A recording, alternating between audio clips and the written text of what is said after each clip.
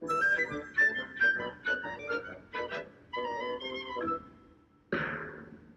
now, the parts of the brain, performed by the brain.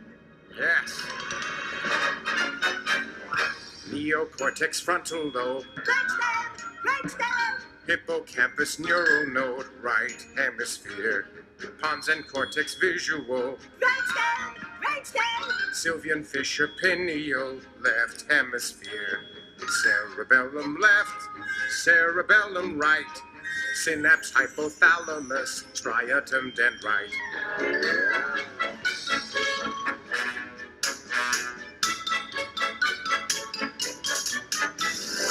Axon fibers, matter gray, brainstem, central tegmental pathway, temporal lobe, white core matter, forebrain skull, brainstem, central fissure, cord spinal, parietal, diameter, meningeal vein, medulla oblongata, and lobe limbic, microelectrodes, the brain.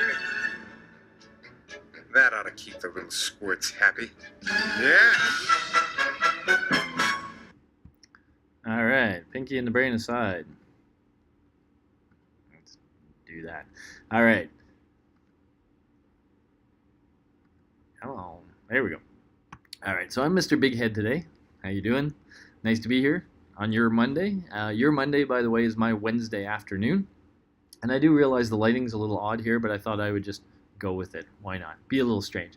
I am in Chicago right now. I'm at a Educational Technologies conference. Be back later today. Your today, not my today. It's so weird living in two times at once, but here I am. So at any rate, I will be back to lecture on Wednesday, but today, of course, I'm not, so I created this lecture ahead of time. So what we're going to do is just kind of continue our tour of the brain. And without further ado, let's just kind of get going. Okay, so remember we kind of left off by talking about the parietal lobe. And I was telling you about things like neglect and proprioception, that different sides of the parietal lobe, one side is worried more about space and detecting space, the other is more about the body and being able to sense where the body is. Okay, the part of the story I'd left out and that we're now going to address is this little strip of parietal lobe. In fact, you see two strips here that kind of run side by each.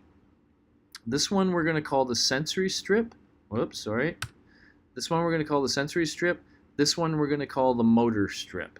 And we're going to talk about the motor strip as part of the frontal lobes because it is sort of the primary cortex of the frontal lobes. But the sensory strip is actually the primary cortex of the parietal lobe. So this is a very important strip, and if we kind of lay it out this way, so if we think of this strip, but now we're looking sort of at the brain from the side, what we see in this strip is just sort of as depicted here, parts of this strip relate to or connect to or associated with very specific parts of our body. And there is that contralateral thing going on. So the left motor strip, sensory strip, let's stick to sensory. The left sensory strip detects input on the right side of our body. And the right strip detects input on the left side of the body. So this is really input, and I'm using this word input. So just to be clear, if we look at this, and let's imagine that something was touching my right hand, okay, right around my thumb, and see where this is, that would kind of be somewhere around here on the sensory strip. That if something touched my hand there, we would see, if we could look at sort of electrical stimulation in the brain, we would see some electrical stimulation right there in that strip. And that, it's actually the brain being stimulated that makes us feel that sensation. So, just to be clear about that, something, say, rubs my right hand, over here, rubs my right hand, that sensation has to go all the way from my arm to my spinal cord, up to my brain, over to the left side of my brain, to that part devoted to the hand, and that's when it feels itchy to me. But even though it's this stimulation that's making it feel itchy, my brain still does the mapping to tell me that that itch actually originated at my right hand. And I might then choose to scratch my right hand, which would involve using the motor strip, but we'll get to that in a second. So what we end up with then is very different parts of the brain stimulate very different parts of this sensory strip. And when they do, when something touches our body and stimulates this strip, that lets us feel that sensory input. Okay?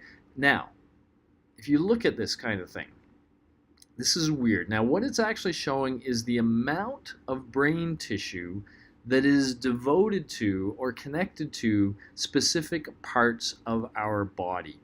And you see a kind of odd thing here. Certain parts of our body, like our hands and our face and mouth, have a lot of sensory tissue devoted to them.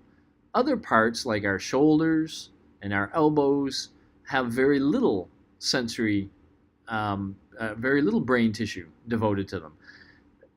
The way things work is the amount of brain tissue that's devoted to a specific body part is directly related to the amount we use that body part for stimulation.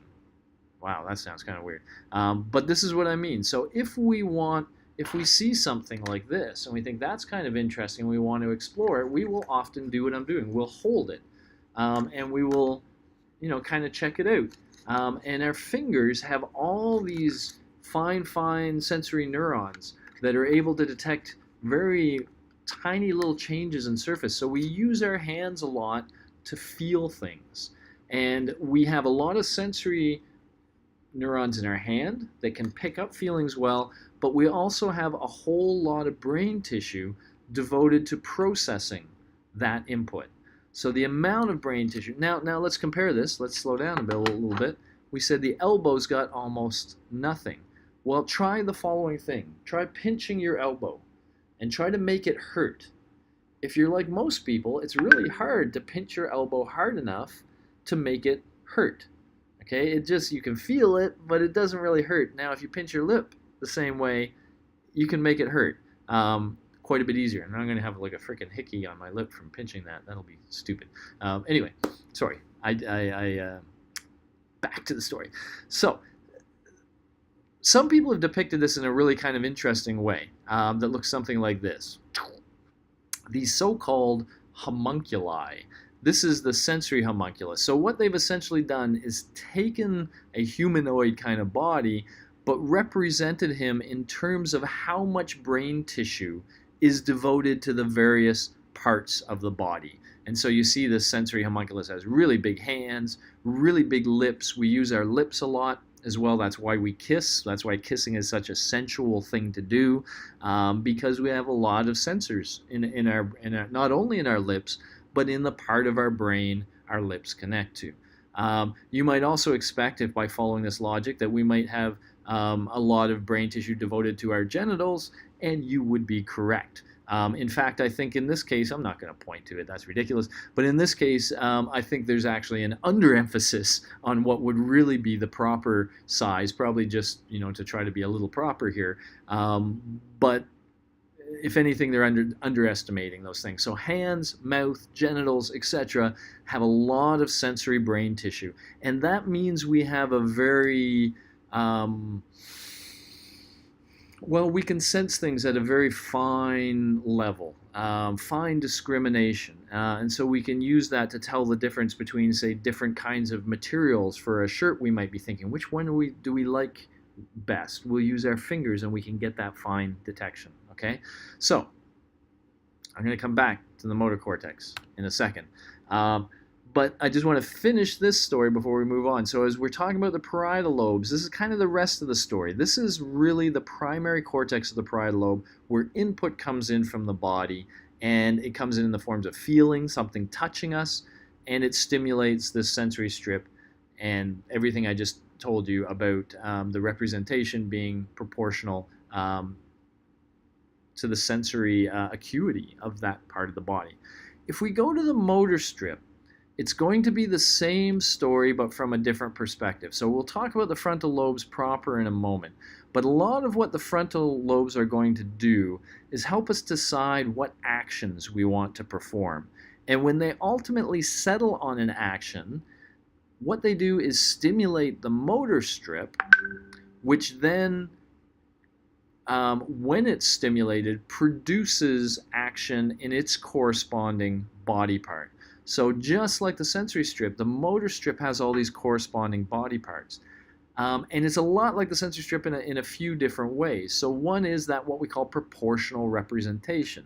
So the amount of brain devoted to a specific body depends on how much control we have over that part of the body. So again, we have what we call the motor homunculus. And in the motor homunculus, look at these hands are even huger in the motor homunculus, because if you think, most of our manipulation of the world, most of how we interact with the world is with our hands. You know, think of a keyboard, think of whatever. And so this is our primary way of interacting with the world. And so we have a whole lot of motor cortex devoted to just our hands.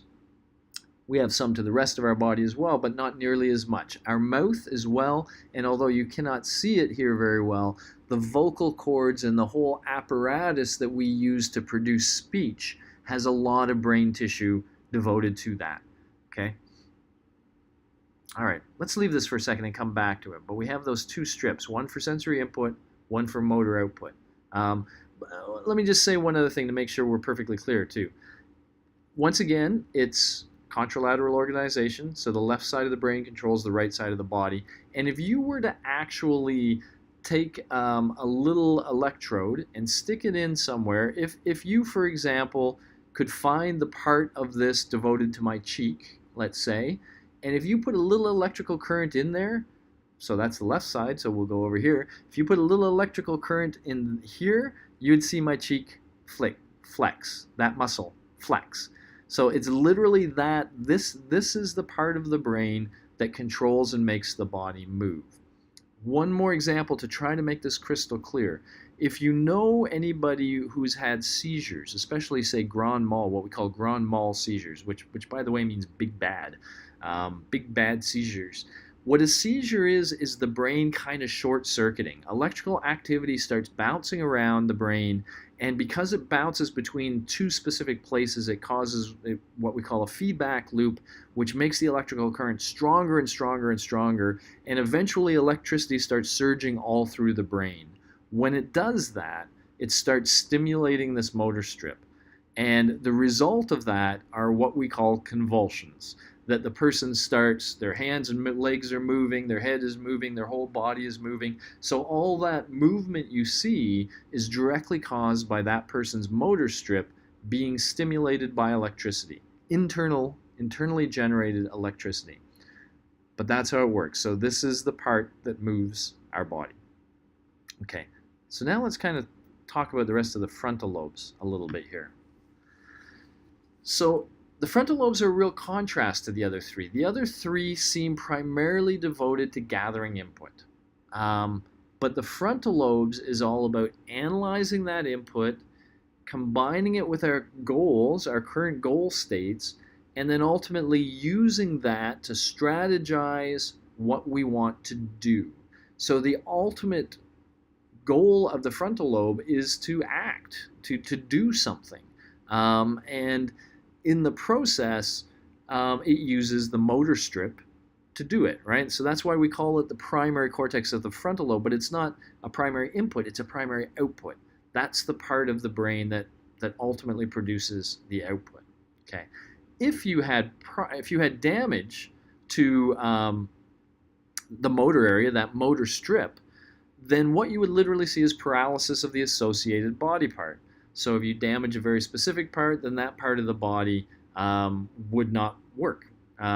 So yeah, whatever part it is, you would not be able to have motor behaviors in that. So you would essentially be paralyzed, again, in the opposite side of the body. What about the other area though? So what about all that stuff at the very front, in front of the motor strip? Well, here's a lot of what we know about that area comes comes about because of these things called frontal lobotomies. Now, frontal lobotomies, they're not performed anymore, or at least they're very rarely performed. And in fact, some people argue they should never have been performed ever. The person who came up with them got a Nobel Prize for them. But a lot of people think that was one of the worst Nobel Prizes given. Why is it so controversial? Well, let me give you a sense of the context so you understand the procedure and the reason why so many did it in the first place. Then let's talk a little bit about some of these symptoms, and then let's talk about how that all tells us more about the motor cortex. So, the prefrontal cortex. All right, so what we're going to now is imagine a mental illness kind of institute, which at the time they might have called the insane asylum, where you've gathered together a bunch of people who are having behavioral problems, and some of whom their primary problem is aggression. They get into fights. They're constantly being aggressive with other people. Now, clearly that's a problem. In the modern world, we deal with that problem by giving these people drugs, which is easy, but it has a lot of critics as well. I mean, I'll throw this in from a personal perspective. My mother, who's currently who's currently suffering from Alzheimer's disease, which is horrible, occasionally has these violent outbursts, and at one point they ended her up in a hospital. And this hospital, should she start getting agitated, frustrated, and be on the edge of sounding aggressive, they will give her a drug called Haldol, which is a horrible drug to give anybody, and it basically puts her to sleep. Problem solved. I personally don't think the problem is solved. I think that's a horrible way to do it. But here's the point. We didn't have that drug available to us long, long ago. And so what would they do then if somebody started getting aggressive? Well, about their only seeming course of action for a long time was to restrain that person. They had chairs where they would tie people down to the chairs. They would sometimes literally chain people to the walls, tie them down to beds, etc. And so now what you got is a very angry, seething person who's tied down. Imagine that's your mother. Imagine that's your brother. Somebody like that. You're going and seeing them and they're angry, and they just want to hit somebody, and that's their life.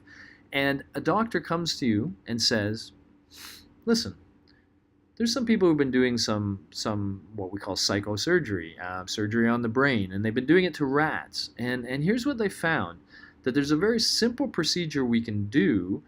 It takes almost no time, and if we do it, then suddenly whatever animal we do it to, including humans, lose their aggression. They become non-aggressive. Now, there's only one problem. It's a one-way surgery. Once we do it, we can't undo it. But would you like us to do this to your mother, brother, whoever this person is? If we do it, we don't have to tie them up anymore. We can let them just watch TV and do whatever they want to do, and they will never get aggressive anymore.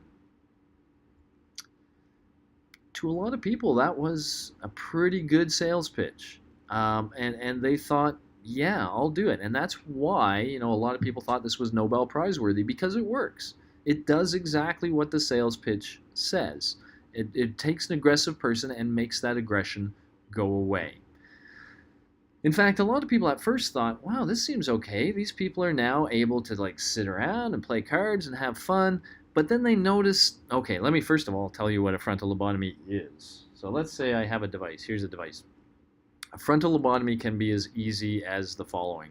You insert a spatula-like device, sometimes through the nasal cavity, up into the brain of the person, obviously in front of their motor strip. You don't want to mess with their motor strip or you're going to paralyze them. So it's in front of that, hence the frontal lobotomy. And then you just kind of do this. And what you're doing is severing the prefrontal areas, the very, very front of the brain, from the area behind it.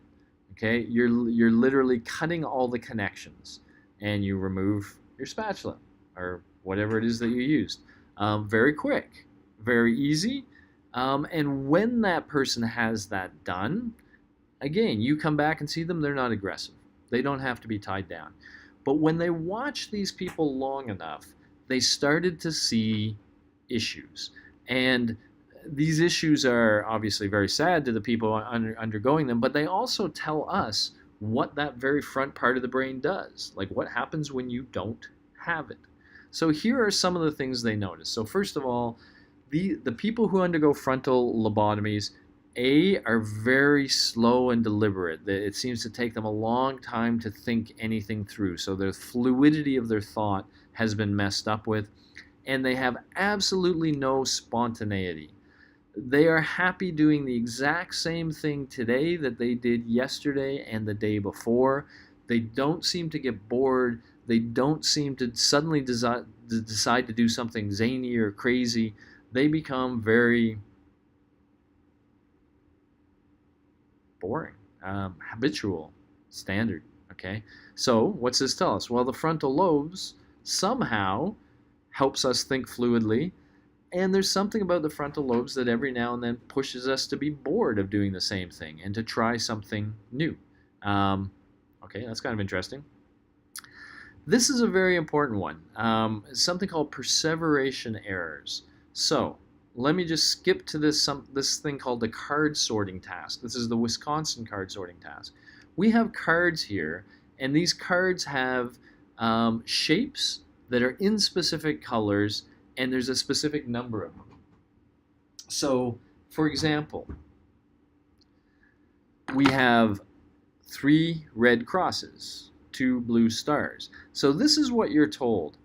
We're going to give you some cards, and you have this card here, and you have to put them in one of these piles. You have to sort them, and there's a right way to sort them, but the right way keeps changing. So maybe we want you to sort by color, maybe we want you to sort by shape, or maybe we want you to sort by number. Okay, so just to be clear what I mean by that, if I'm supposed to be sorting by color, then I should put all the yellow things where the yellow thing is. If I'm supposed to be sorting by number, then because this has 3, I should put it with the 3 thing. And if I'm supposed to be sorting by shape, then because this has triangles, I should be putting it with the triangles. And so I start doing this. And at first, I don't know. Is it color? Is it shape? So I try one. So maybe just for fun, for example, I might put this over here. And the person will either say right or wrong. If they say right, by the way, in this case, I think I've figured it out already. I'm supposed to be sorting by number. So if the next one had 4, I'd put it over here. If the next one had 1, I'd put it here, etc. And I would probably keep hearing right, right, right, right. Except the experimenter is allowed to change the rule at some point. So they can suddenly say, well, we've been sorting by number, and so now I take this 3 and I put it over there, and now suddenly they say, nope, that's wrong now. Rules changed. And so now I have to go back and figure out, okay, what is it now? Is it by shape? Is it by color? And so I have to change the basis upon which I'm doing things. You and I can figure out how to do that. These guys with frontal lobotomies cannot. They persevere in the face of failure. So once they've decided how they're going to sort things, how they're going to do things, then even if the rules change, and even if their behaviors that they've formed a habit for are no longer getting them results, they continue with those behaviors. They persevere, even though there's errors being made. So what this suggests is that the frontal lobes help us understand when it's time to revise the way we're responding to the world. We may have come up with so for you guys, for example, maybe in high school, you've developed certain habits about how to even prepare for exams and how to learn a course, let's say. You have those habits. You come to university, you might apply those habits, but maybe you would find out that they're not good enough. If you apply what you did at high school, you're going to do poorly at university. You're going to have to learn to do some new, different things. You're going to have to revise your behavioral repertoire, so to speak. And the frontal lobes seem to be what we use to do that. Well, what should I do? Let me try this. Let me try that. If you don't have access to the frontal lobes, you don't change. You keep doing what you were doing, whether it works or not. Okay, kind of cool. Loss of self-awareness and flat affect, especially empathy. So you guys, if you're like most people, you hate the words effect and affect. So with an E, the effect of something, and with an A, the effect something has. Wow, the something effect versus the effect something has. This is now neither of those. This is affect. Subtle distinction, spelt the same way, but when we say it this way, a flat affect or affect, what that means is their emotional reactivity. So they tend to be very flat emotionally. They don't get really high, they don't get really low. When they do things like laugh, for example, or cry, which they don't do very often, they often do it inappropriately. They will laugh at sad things or cry when something good is going on. So they have sort of a messed up emotional reaction, but mostly they just have a blunted one. A lack of emotional reaction. They also seem to have a lack of self-awareness. They stop caring too much about what they look like and how others see them. It's like that part of all of us that worries about what other people think of us, that's gone now. So the frontal lobes seems to be important for that. And let's just do this final piece, especially empathy. Empathy is the notion of sharing the emotional state of another human being. If you see another human being in fear, you feel the fear. If you see them, in a horribly sad situation, you feel their sadness. If you see them in a very happy, elated situation, you share their happiness. Most of us naturally kind of resonate with somebody else's emotional state and feel it. These guys don't. They could have somebody being tortured beside them, where most of us would be like, we would feel like we're being tortured just having to watch and listen to that. These guys would just continue playing cards or doing whatever. It wouldn't bother them, okay? So if we take all this together, it seems somehow that that very front part of the frontal lobes is really important for our sense of who we are and our desire to be seen a certain way, our desire to interact well with others through the emotions we project, and our desire to connect with others in terms with things like empathy. And these guys lose all that. When the frontal lobes are gone, they became a sort of independent person who's doing their own thing and doesn't seem to care about what other people think of them or what's going on in other people's lives. So the frontal lobes are very important for that social aspect of who we are. These people also cannot plan strategically well at all. You cannot give them a bus route and say, we would like to be at UT Scarborough by 3 o'clock. What bus should we take? They just can't do that looking into the future and trying to figure stuff out. They're kind of living in the moment, I guess, for you yoga kind of people, but not in a good way. They really cannot plan, strategize, figure things out. So again, that's what the frontal lobes do for us as well. We use that for all that kind of planning. I'm going to highlight something earlier too, but let's just follow this through. They also have a tendency to confabulate. What's confabulation? It's kind of like lying, but stupider. So a confabulation is if you push one of these patients enough, if you say, tell me about your older brother, and the patient says, I don't have an older brother, and they're probably accurate with their first thing. But if you say, no, you have an older brother. I think I've met your older brother. I think his name's Daryl. Tell me about Daryl. These patients will often go along with this, and they'll say, oh, yeah, Daryl. Yeah, Daryl, yeah, he's my older brother. Yeah, he went, I don't know, I think maybe he did engineering or something like that. So they're telling a bunch of stuff that's falsehoods.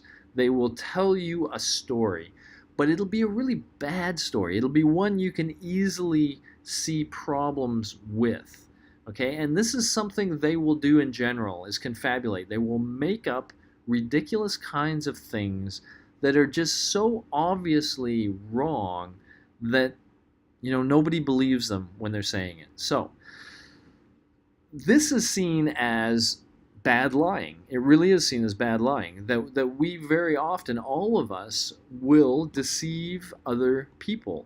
But to do that well, we have to know what those people know about us, what we've told them in the past, other information they might have that we can play on. It's very hard to lie to somebody convincingly.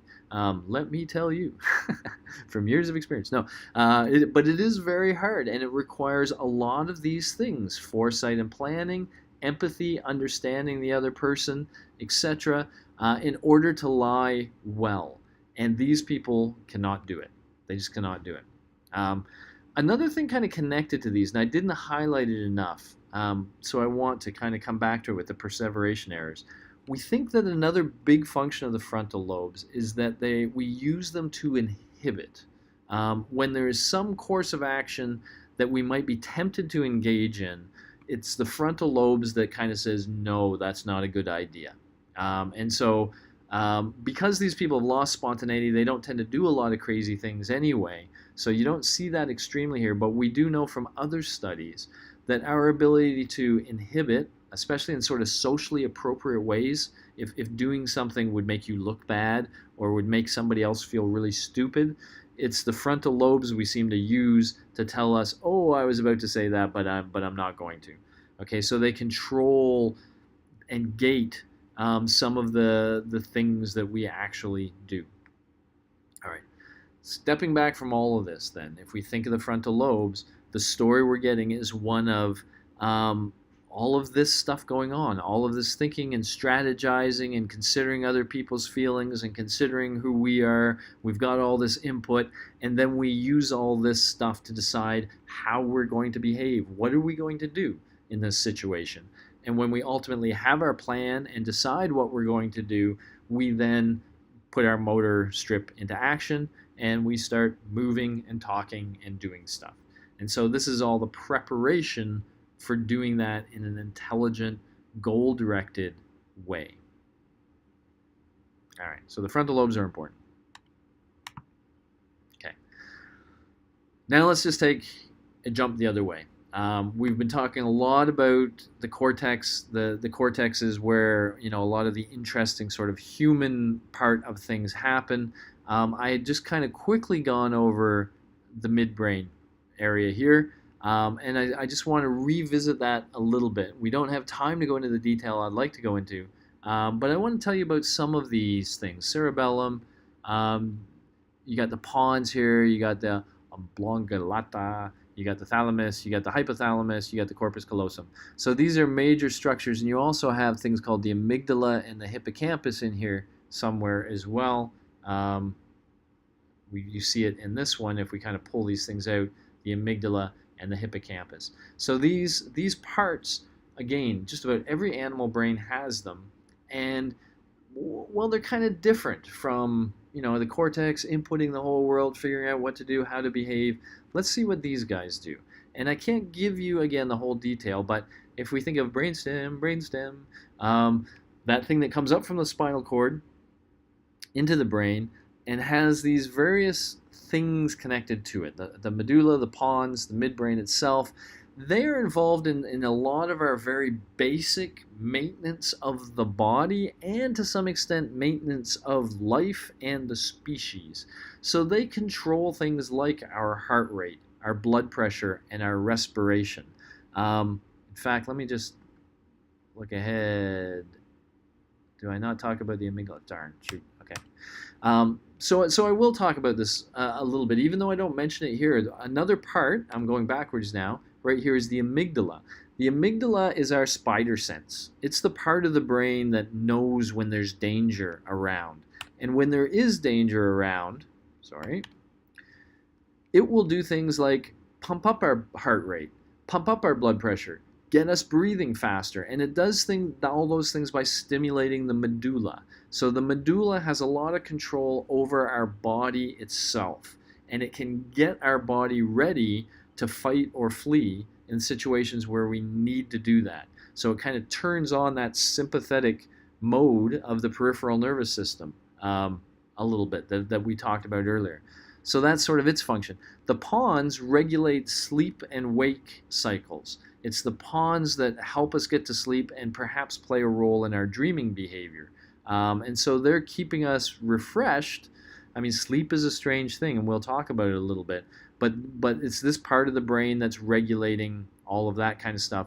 And then the other parts of in the midbrain are regulating things like fighting and sexual behavior. Fighting can be important for staying alive right now. Sexual behavior can be important for keeping our species alive going into the future. So again, very sort of primitive functions going on here in the brainstem area. The cerebellum, those sort of rounded things on the back, they work with the frontal lobes, and they make us graceful in a way. They do all these detailed computations that allow our body to do really, really fine, precise motor movements. So including things like posture, and I say correct things like head movements. Let me try this. You know, when we're walking down the hallway, I'm staring at you now. When we're walking down the hallway, we feel like everything seems pretty stable, but really our heads are bouncing around while we're walking around. This is just, you know, how our body moves when we walk. Well, it doesn't move exactly like this, but something like this. But if you look closely at my eyes when I exaggerate this, what you'll see is there's a compensatory movement. If I'm looking at that little green dot, and that little green dot is yours, then when I move my head, there are muscles in my eyes that automatically keep my eyes fixed on a spot despite all the motion. So if I'm walking around and doing this, I'm still focused on one single spot, and that gives me a very static view of the world. That's one example of the sort of fine orchestration of muscles that our body performs to allow us to have a nice static, sensical interaction with the world. And the cerebellum is critical to a lot of these fine motor movements. If the cerebellum is damaged, people can still move, but it's a much less graceful, jerkier way of doing things. And so the cerebellum is really important for that, for smooth motion. Smooth motion is very important for staying alive. You know, if you're jerky walking through a forest full of predators, you're going to make a lot of noise, and you're going to get dead. That's just how it goes. All right. Now, in addition to some of these things, we have the thalamus, the hypothalamus, and the limbic system. And I think I described some of this here in detail. Let's go a little bit more. The thalamus is located in the very middle of the brain, and it's a kind of fascinating structure. Like I can say over and over again in this course, we don't understand it thoroughly, but we do know the following. Just about every bit of perceptual information, every sight, every sound, every smell, every taste, every feeling on your skin is being passed through the thalamus. And it seems as though the thalamus is making decisions, and I say that vaguely, but is somehow biasing which streams of information end up getting more deep processing. What gets passed on to the cortex, and what becomes the subject of more processing on the function of the cortex. So in a loose way, we think of the thalamus as critical for that concept we call attention, how you can attend to certain things and change what you're attending to. I can ask you right now, you've been attending to my voice, I hope. But take a moment and listen to some other sound. So I'm going to shut up for a second. Here we go.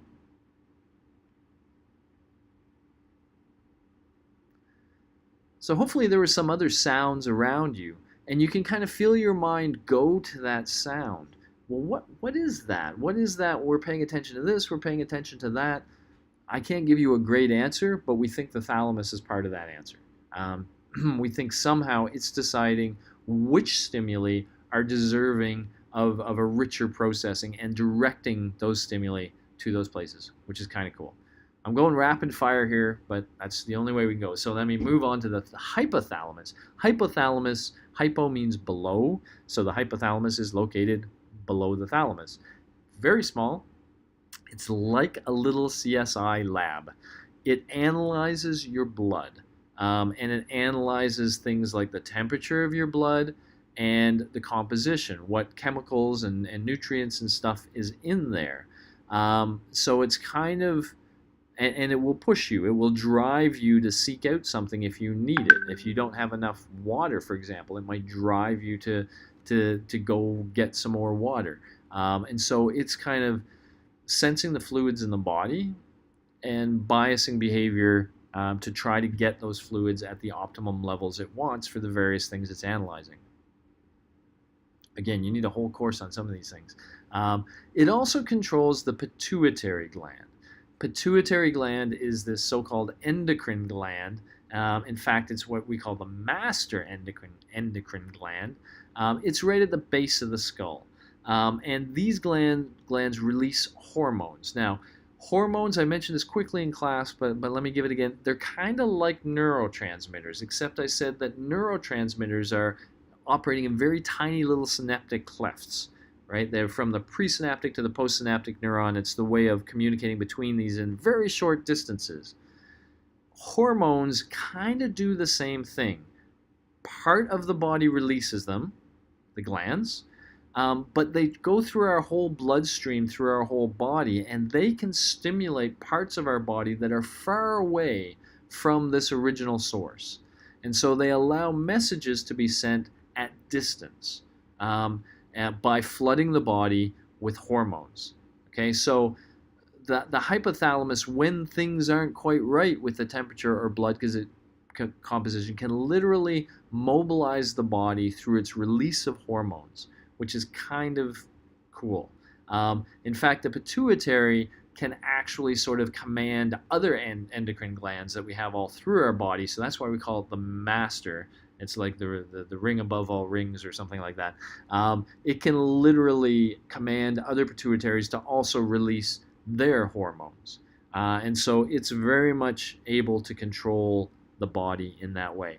If all of this sounds like, wow, this is magic, witchcraft kind of stuff, I mean, it's pretty cool. And yeah, I don't know what to say about it, except we know these things are important for these functions, but we haven't figured out exactly how they're able to do all the things that they can do. Okay, so that was a shockingly quick tour of the brain. And again, there will be entire courses on the brain, and we get to do only 3 lectures. So I had to be very picky about what to present and what not to. But I did so knowing that we never really leave the brain anymore. In psychology, we always now have to consider the parts of the brain that are related to other phenomena we study.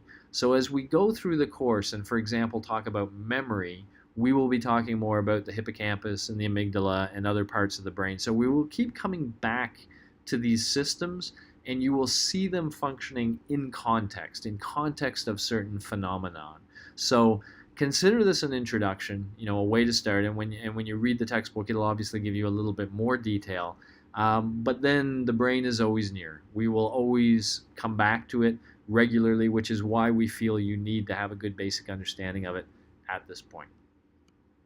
Wow. Felt like I kind of flew through that, but so be it. All right, so that is my lecture for now. I will be seeing you again Wednesday when this is going to be it for Chapter 3 for me. So starting Wednesday, we will be on Chapter 4. All right? I will see you bright and early, 9 a.m. or online or whatever. I was going to say have a good weekend, but I hope you had a good weekend. How's that? Later, guys. Bye-bye.